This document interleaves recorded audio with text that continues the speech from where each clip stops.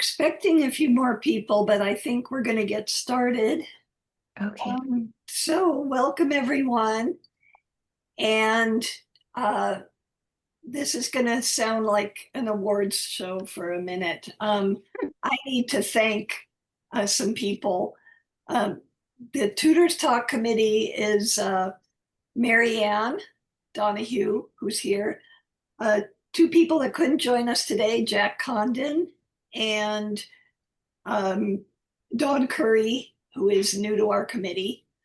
And I also want to thank Lainey for always bailing me out, and Maureen, who's not on yet, but they are our support in the background. So I just wanted to thank everyone.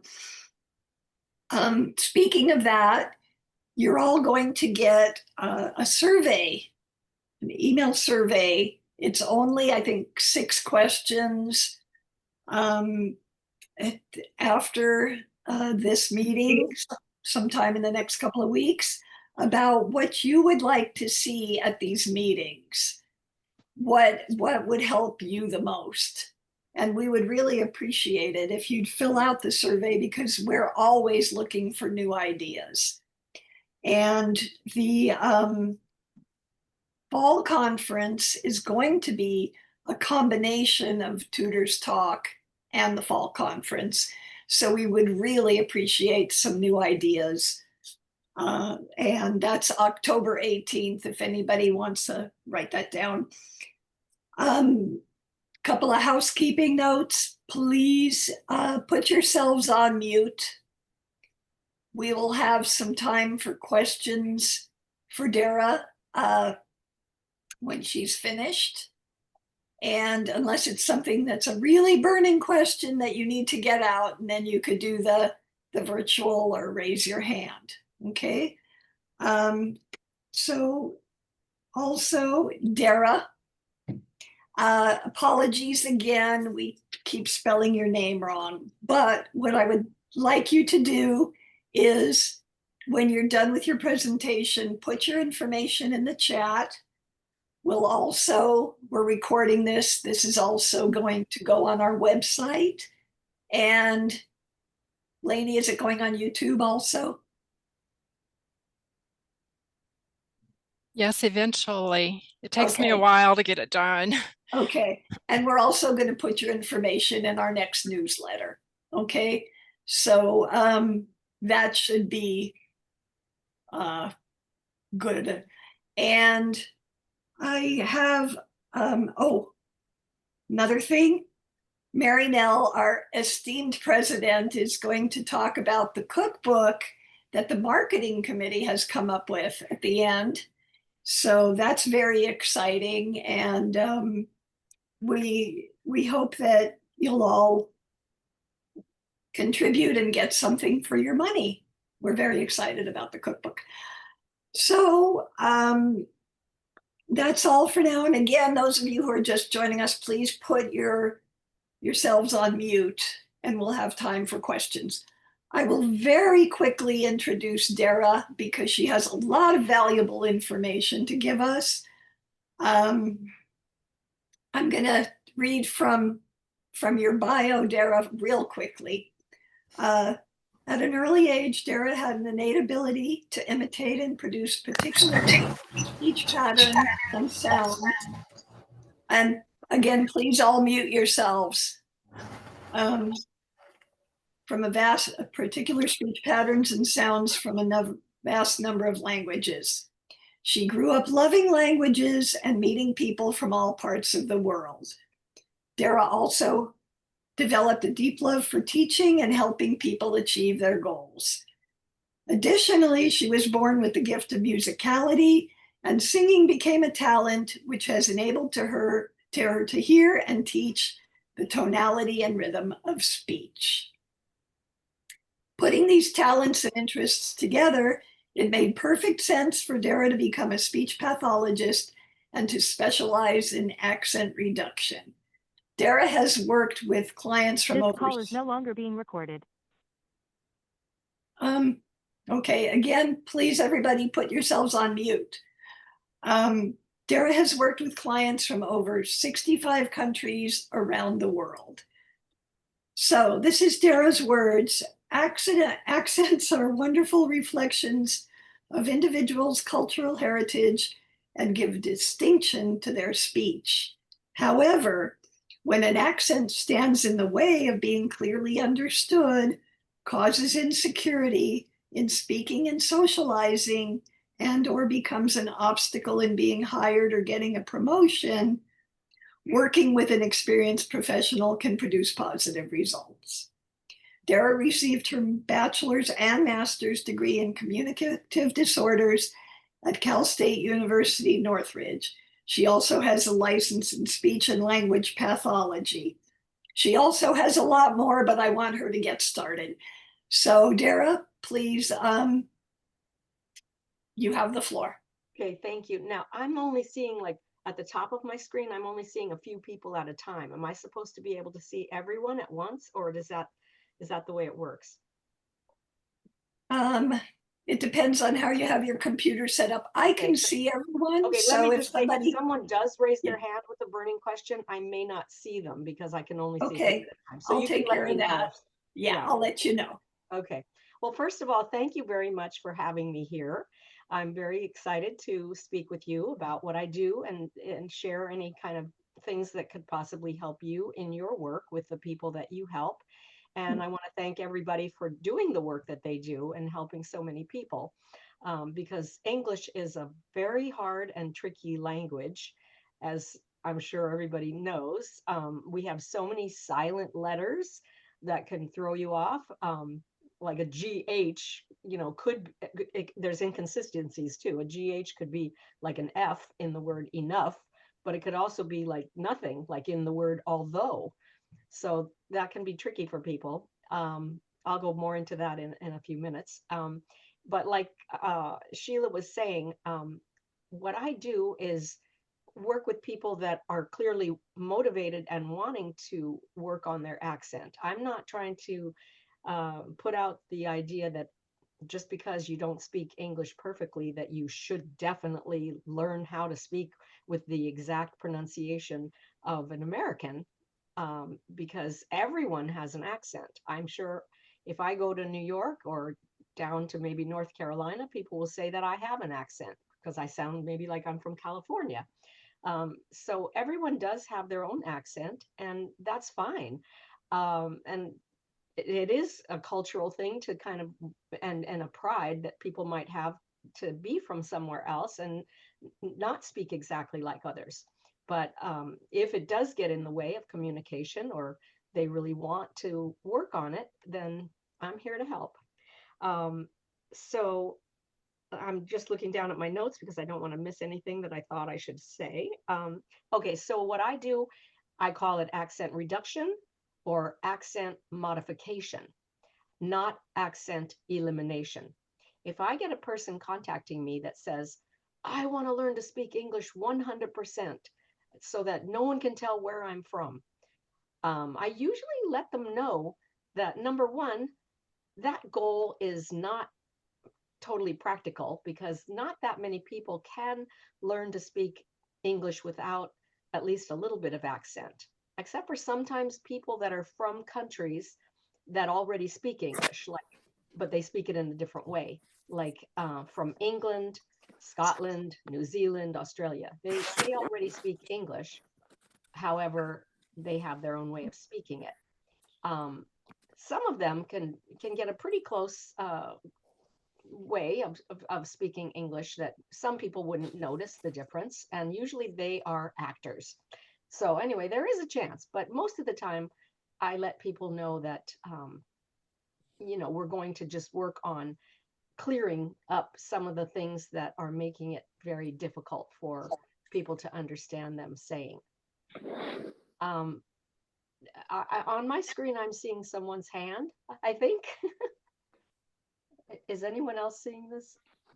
Okay. Okay, well, whatever. I'll just keep going. So anyway, if a person is being misunderstood a lot. People are asking them to repeat themselves, or if they're feeling like people are asking them or listening more to how they're speaking than to what they're saying, then that's a good candidate for working with me. So a lot of my clients, they're just really varied. As Sheila was saying, I've worked with people from all over the world, some in person and some on Zoom. Now, ever since the pandemic, I've gone 100% completely on Zoom. I have certain people that are closer in town to me. I'm in Sherman Oaks, California, and they're very disappointed when I tell them I don't work in person anymore. But that only happens maybe a couple times, well, maybe a few times a year at the most. So most people are very happy to work on Zoom. I'm sure some of you work with people on Zoom as well, and that works really well. My clients have been and are doctors, lawyers, business people, many teachers and professors, IT people, people that are not necessarily working at the moment, but are trying to pursue looking into different areas of what they would like to do. Students, mostly that would be upper level, like in college or working on their masters or their PhDs. And let's see, what was I going to say next? I really love what I do. I love meeting people from all over the world. And I do feel bad that English is full of so many inconsistencies. And so just when they think they have a rule down, I have to say, but that's not always the case. And like I was saying before, there are a lot of words that have silent letters. So we have words like thumb, and many of my clients, they just didn't know, and they'll say thumb. And when I let them know, I give them a list of these words. That's another thing that you can do, is just Google silent and then put whatever silent letter you're looking for, the silent B or a silent T for listen. We don't hear the T in listen. And I go over those with them, and a lot of them are like, oh, I had no idea. One word that really gets them is the word kernel, because if you want to go by how it's spelled, it's colonel, but we all pronounce it as kernel. So English is not really a phonetic language. One of the most phonetic languages that I can think of is Spanish, which I consider it a very almost perfect language to learn because it's very consistent. You have the vowels, a, e, I, o, u, and when you see them in words, you're going to pronounce them the same each time. Unless there's two together, then that's a diphthong, and then that will be a little different, but at least it's consistent. So let's see. I do let the people know that I give them a lot of credit for learning English because it is hard, and because they're making the attempt to want to learn something new. And if they've come over from another country, they're starting a new life, and they want to be successful, and it's really great that they're learning English.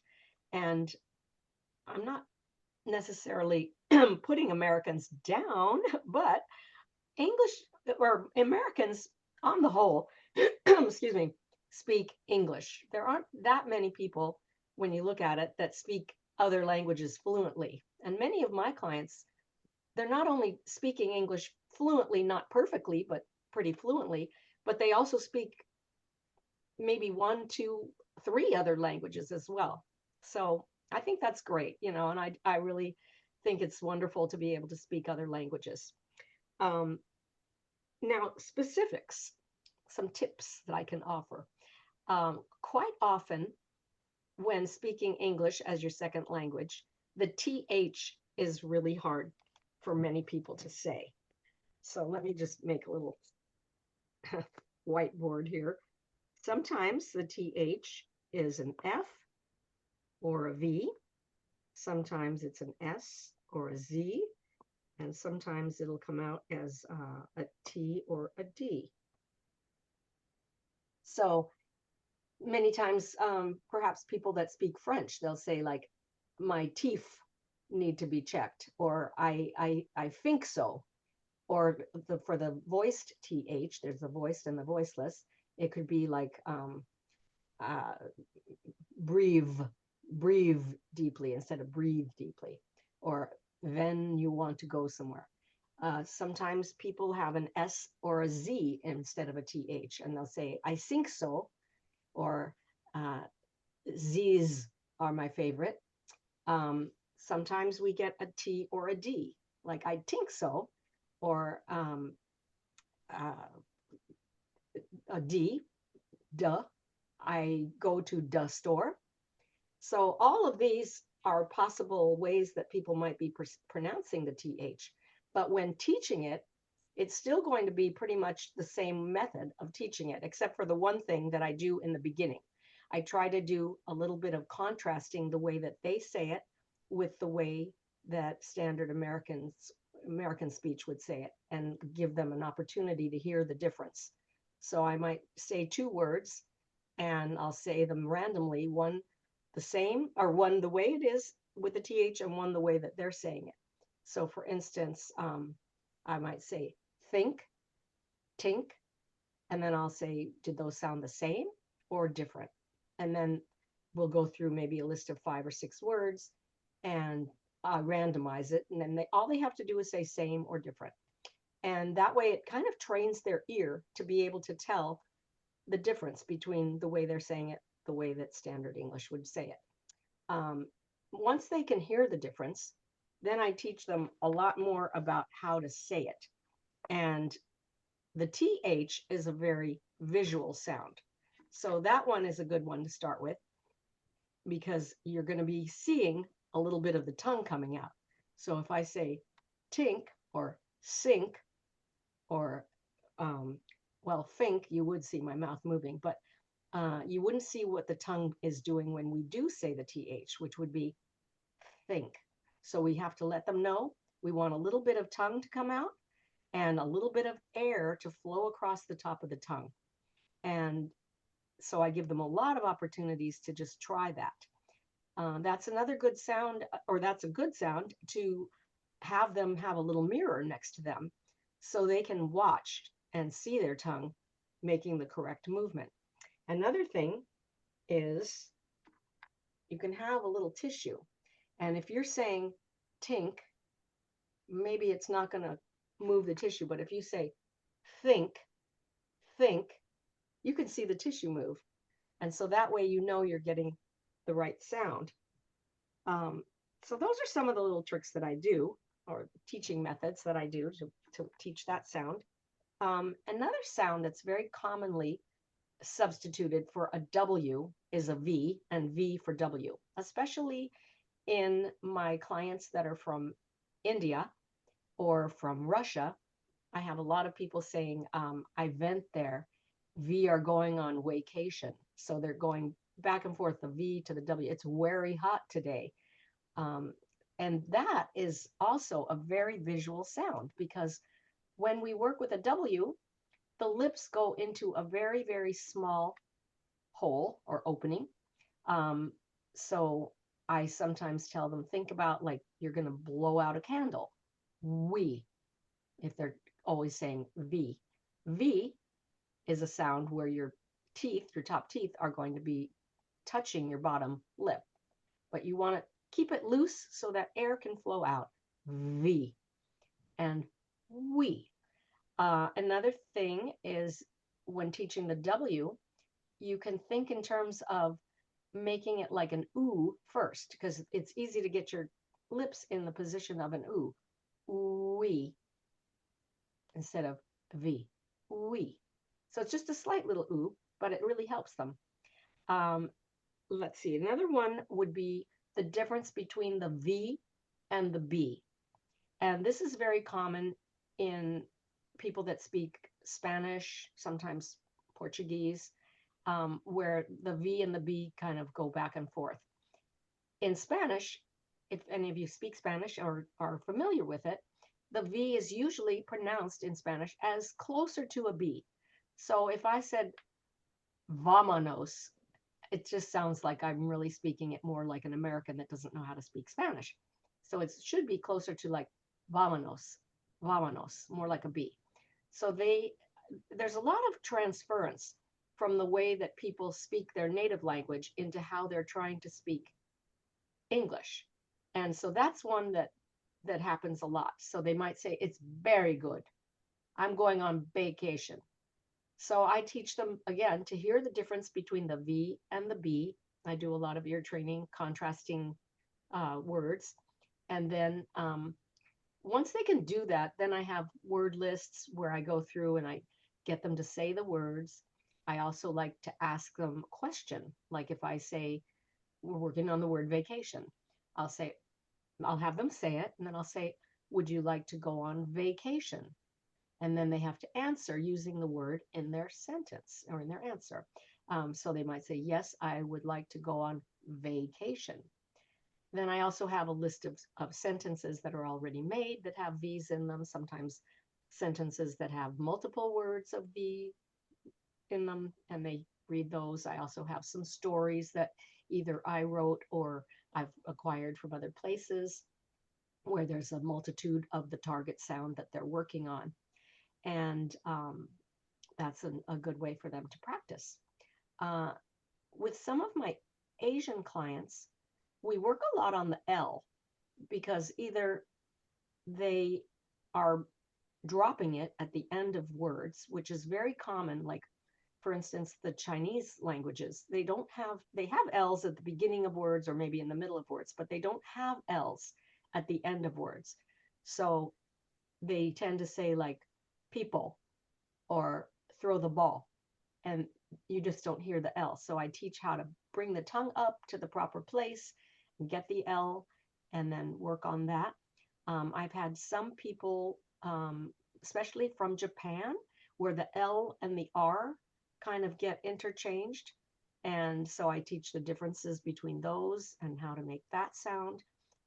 There's one area of China. Most of the Chinese people I've worked with don't have this, but it's been interesting for me because I learn a lot from my clients too.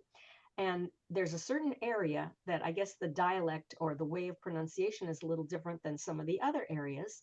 And they substitute an N for an L and vice versa. So they'll say, my labor likes to have a party instead of they say my labor instead of my neighbor, and then nikes instead of likes, or they'll do the reverse. And so I hadn't known that there was an LN substitution, but that is something I found out, and I've been working with some of my clients with that as well. Now let's talk about the vowels for a moment. As we all know, we have A, E, I, O, U, and sometimes Y. But it's so confusing because there's so many different pronunciations for each one. So looking at the letter doesn't always help you. So like for the A, we have the A like in bake or day. We've got the A as in for father or pasta. We've got an A as like in cat or back. We've got an A in crawl, so it's more of an aw sound. So that gets a little tricky for people. They're not sure which way to go with the A.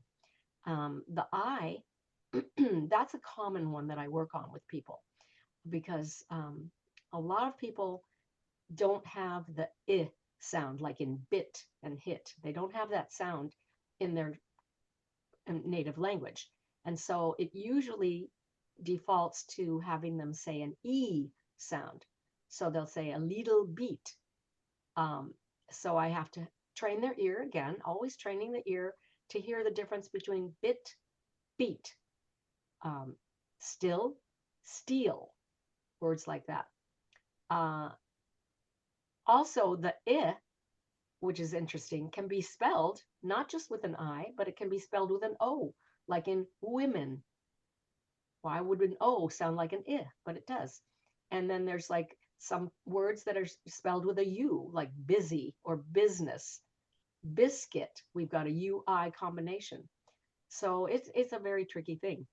The oo sound is sometimes contrasted. I do contrast with the So we have like Luke and look. And when they are saying the one, many of them are saying it too long, like the long ooh sound.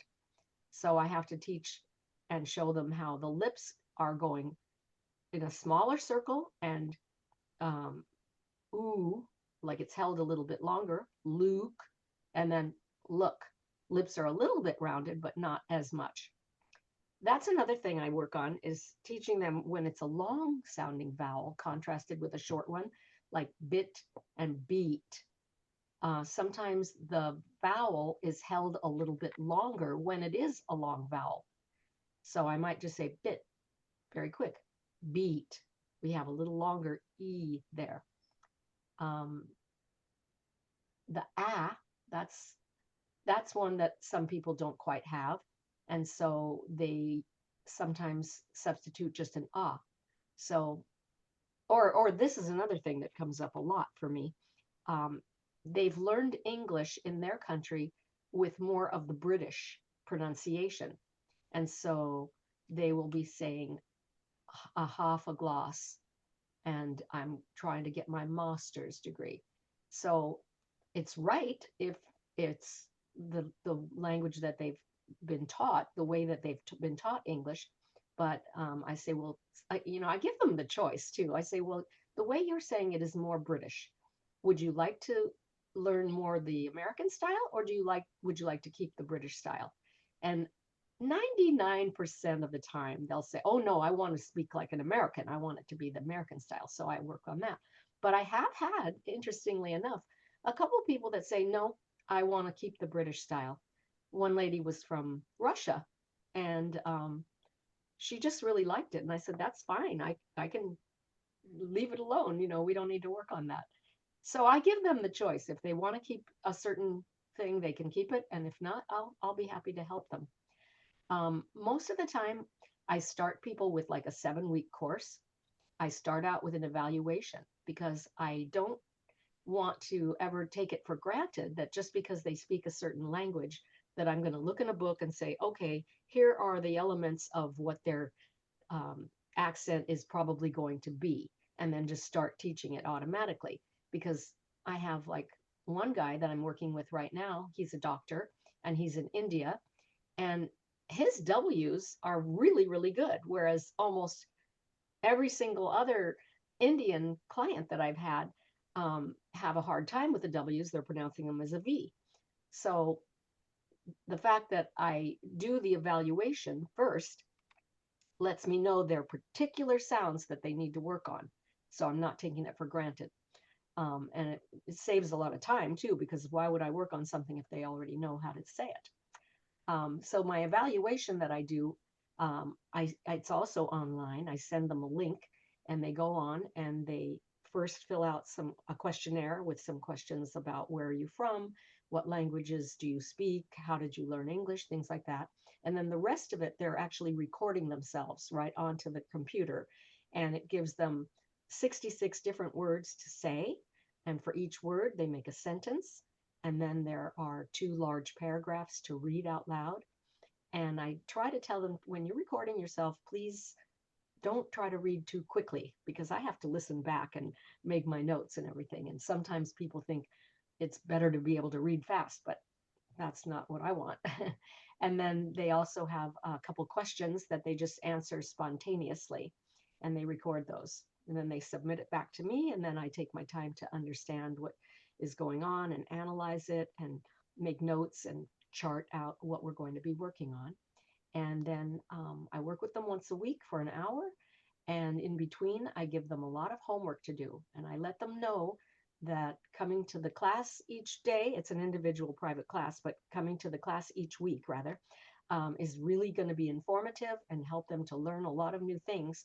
But a lot of the work needs to be done by practicing over and over. Like if you were trying to learn to play tennis, you'd go to your lesson and you would learn a lot at that lesson. But if you didn't practice during the week, you wouldn't progress that much.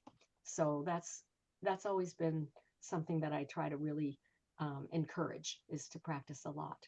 And I think I'm pretty much done explaining what I do. So if anybody does have any questions, I'd be happy to stay and answer some some questions from people. Okay, Elaine? No, you just muted yourself, so you weren't on mute. Can you hear me now? Yeah. Yes. Okay. My language is Spanish, and I was born in Honduras. I learned English when I was 13 years old in Philadelphia. So a lot of people think I'm from that area. I have a lot of friends from Argentina, and their Spanish is unique from other Spanish countries because historically they are basically large percent in Italian with Jewish and English and also German. My question is, have you ever, okay, when they speak, they emphasize the letter I, which right away, when you hear them open their mouth, the letter I in Spanish is yo. They don't say yo like most people, they say yo. Oh, the letter Y, not the letter I, but the letter Y you're talking about. Yo. Y.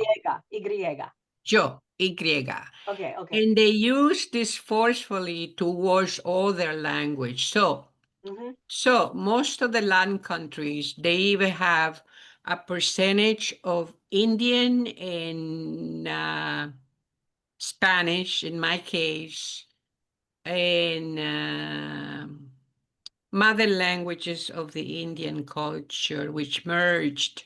But I'm curious to know if you ever taught an Italian person and is in their language such a way of speaking in their vocabulary. I know they all talk with their hands and all that, but I need to know the pronunciation. When did their French, which is what they claim it to be because they claim they have French, when did that French pronunciation?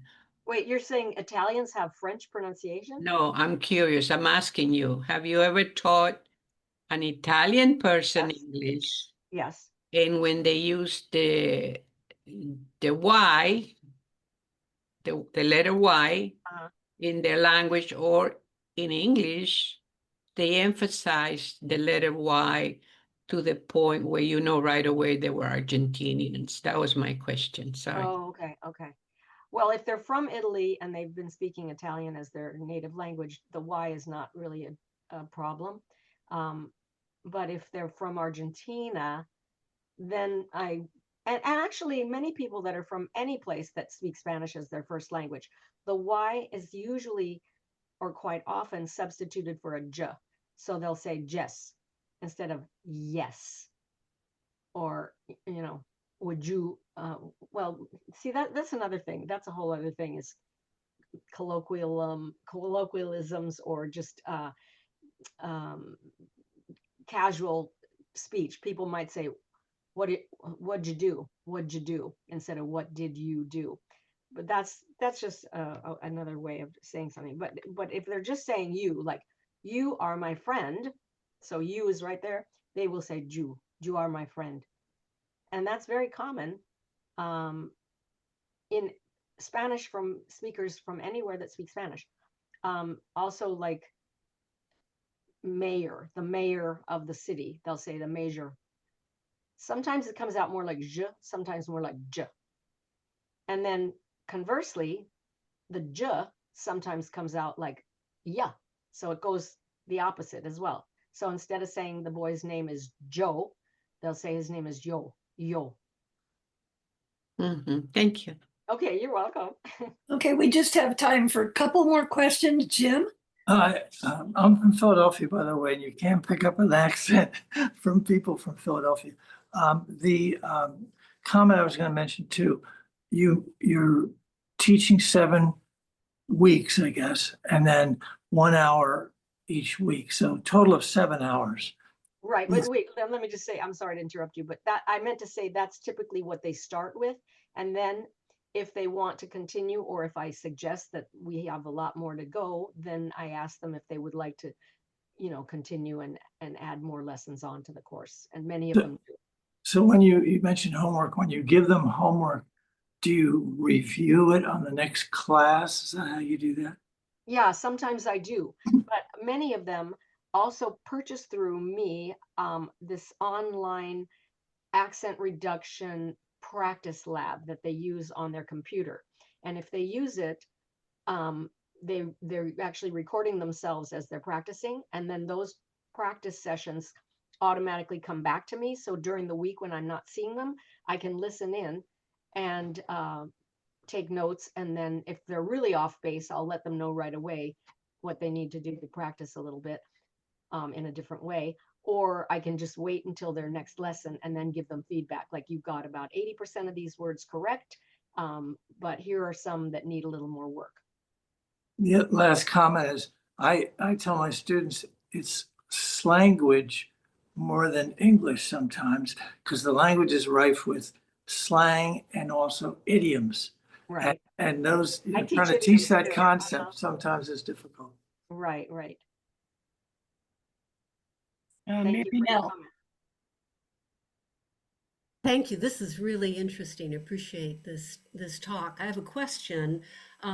My students are Spanish speakers, and they started learning English when they were in grade school or middle school, I think. So they have, I would say they're probably advanced intermediate. And a lot of that is the fact that they don't speak English so much during the week.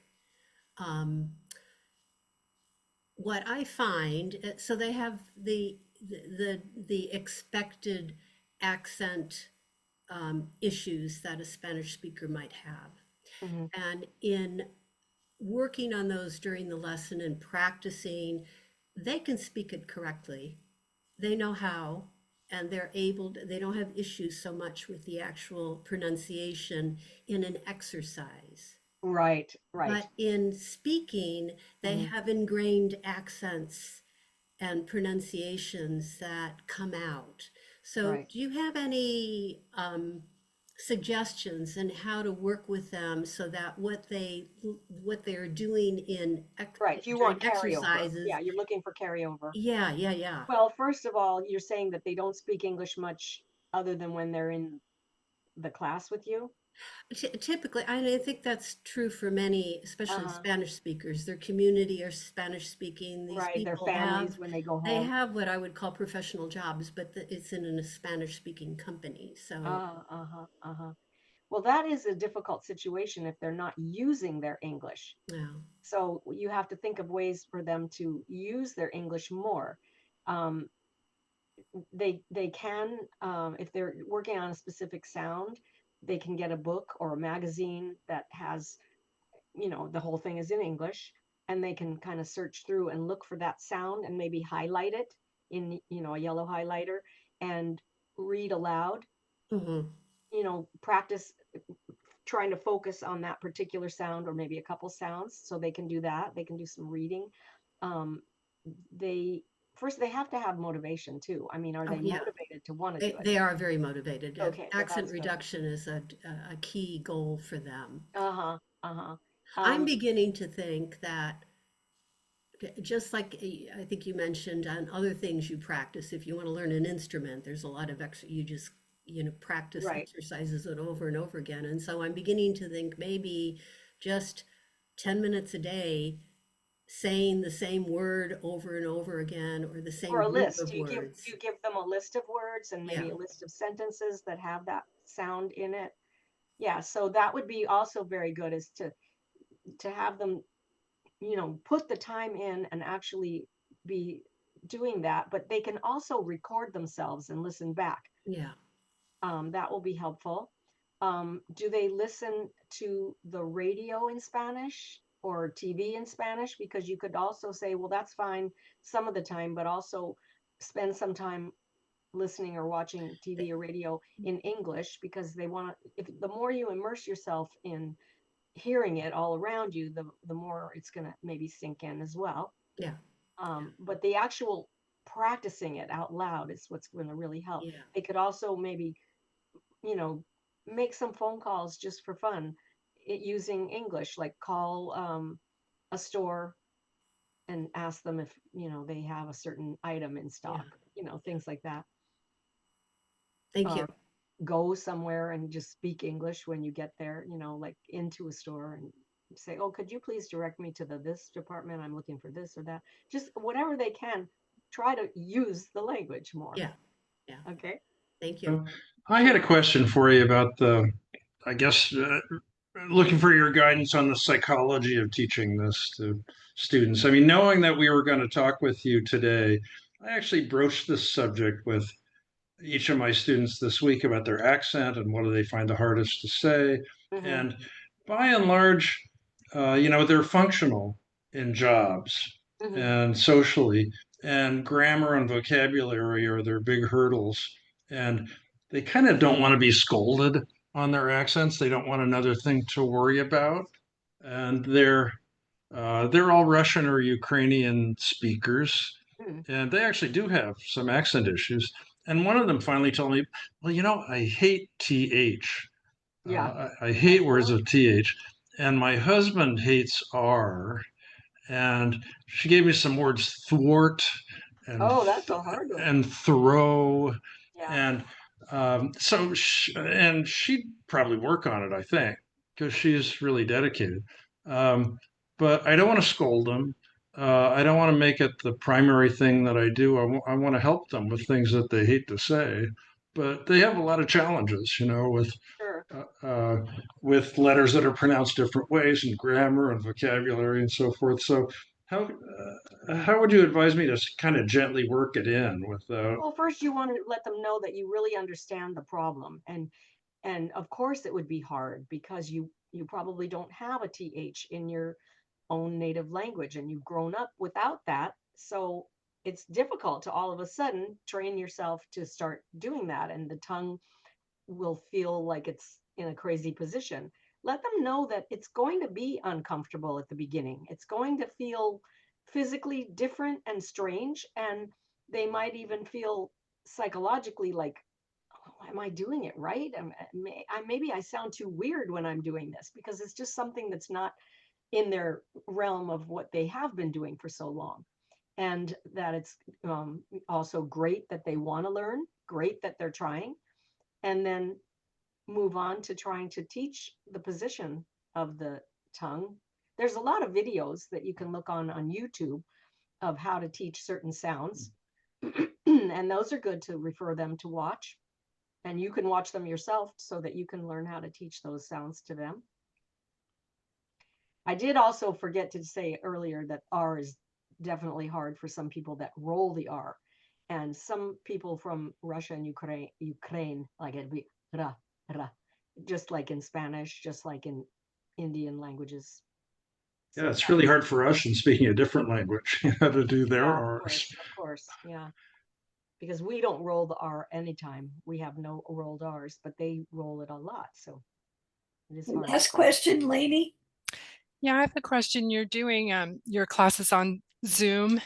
How do you make it so that you can see their mouth and understand what they're Well, saying? like I'm looking at you talking right now, and I can see Yeah, your mouth very, very well. So but I can't see you very well. oh, maybe if I turn this light on. Oh, there. I'm So you so put a sorry. light on your face? What do you Yeah, do? I'm so sorry. I should have turned the light on more.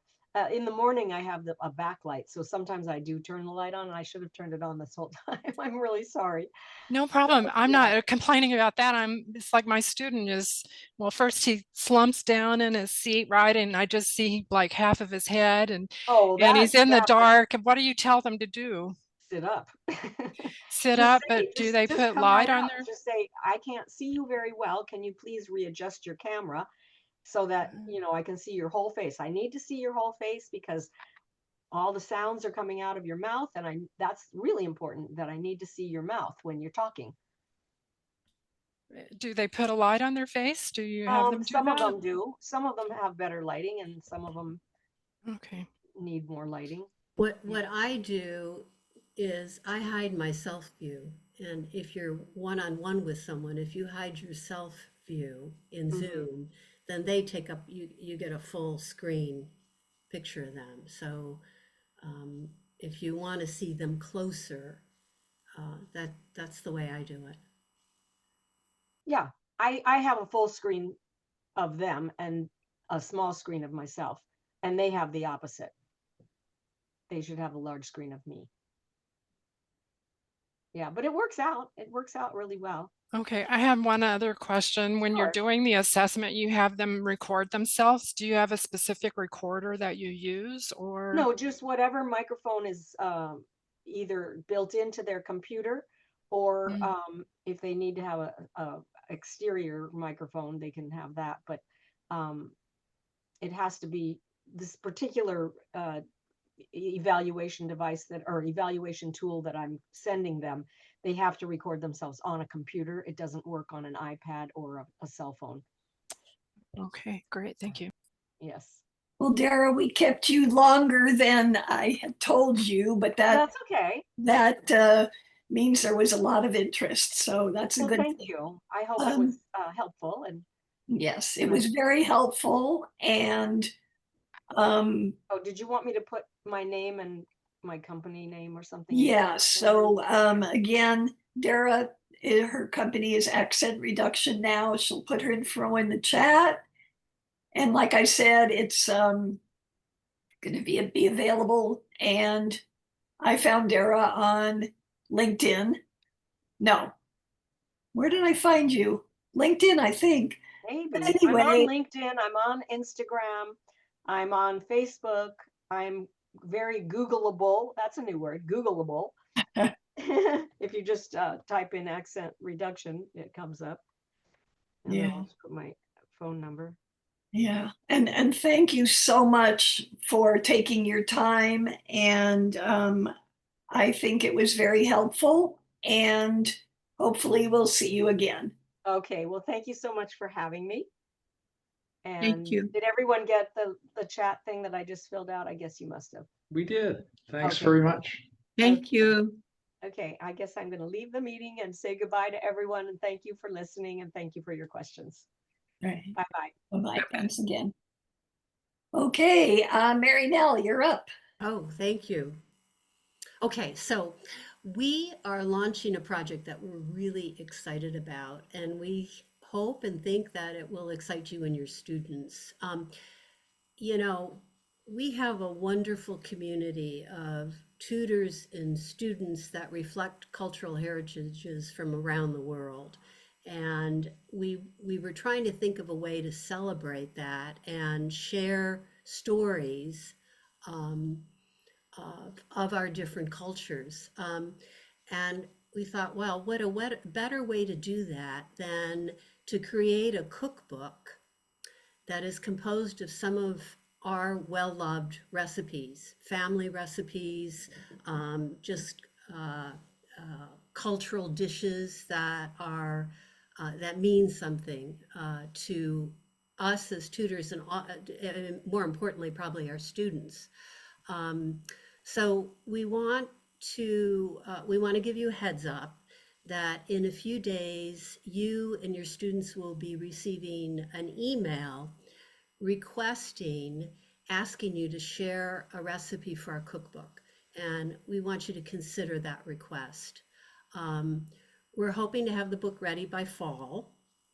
And this is a fundraising effort, but really more importantly, it's a way to just bring our whole community of students and tutors together and just show and demonstrate what we are, and also reach out to the larger South Bay community and give our neighbors and friends and supporters a way to experience all of us through food and through our stories. So we just want to let you know that that's in the works. We've got a really good team working on it, and we're very excited about it. So that's all. I did. Lainey, Maureen, anything else to add to that?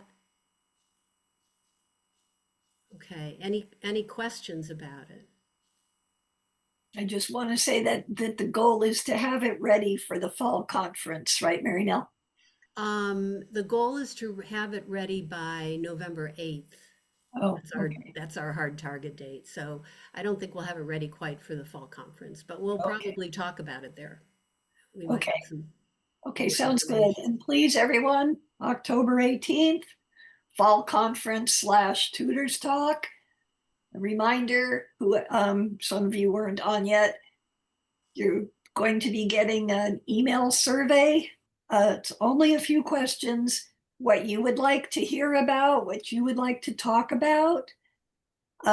We have a few more minutes. Does anybody want to talk about real quickly anything they have questions about, concerns about, suggestions? Elaine? My biggest challenge is I want to reach young parents who need to, like when they go to the doctor, express what their anxiety about their children's illnesses. But the biggest challenge I have is they don't have a computer, which I could learn and do one-on-one, or they don't make the time for something that's important because they're already working extra hours or whatever. And I know the need is there. Is there anybody have any idea how to bridge that? At one point, I have a friend who's a seamstress young lady, and I actually went to her employment and started to teach her. She does sewing, so every 2 minutes the door will open, somebody needed work, other than working where it's possible to the place of employment where they can talk and they're not hooked up to a phone. Do they have any idea how to reach people who are working, especially females who have children who want to learn but don't have a computer?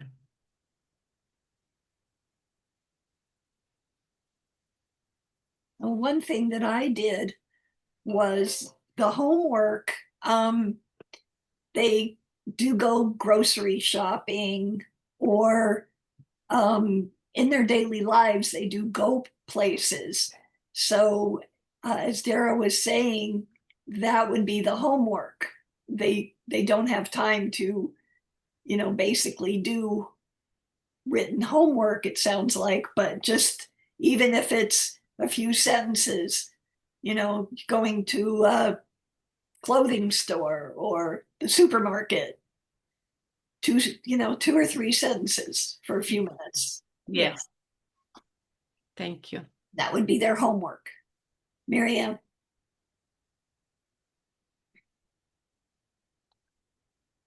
You're on mute, If Marianne. this Yeah. person is, I can picture the circumstances where somebody's working long hours and has kids and doesn't have time, which is what doing field trips is really good if you have leisure time.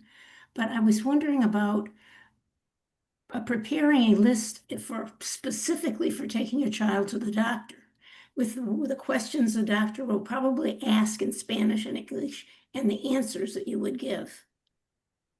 Good idea. Good idea. Yeah, I've been reviewing. I'm trying to learn Spanish myself, and like my whole life it feels like, and I'm still really horrible at it. So I totally understand learning a new language and how hard it is. So but one thing I heard today was try to incorporate whatever your target language is into your everyday routine. So as you're doing dishes, turn on the radio, but don't turn on your Spanish radio, turn on your English radio. Or talk to yourself, look at yourself in the mirror and speak a few sentences, or record yourself like Derra was talking about. But I kind of liked that as you're doing the dishes or taking care of doing the laundry or cleaning your house or all those tasks that we all hate to do. Don't, listen, instead of listening to your native language, listen to the target language. Yeah. The other thing that this hasn't worked with ESL, but students, but I've had this experience with people that are just difficulty communicating, and going to the doctor, prepare what you're going to say, write it down, your questions or your description of your illness or something.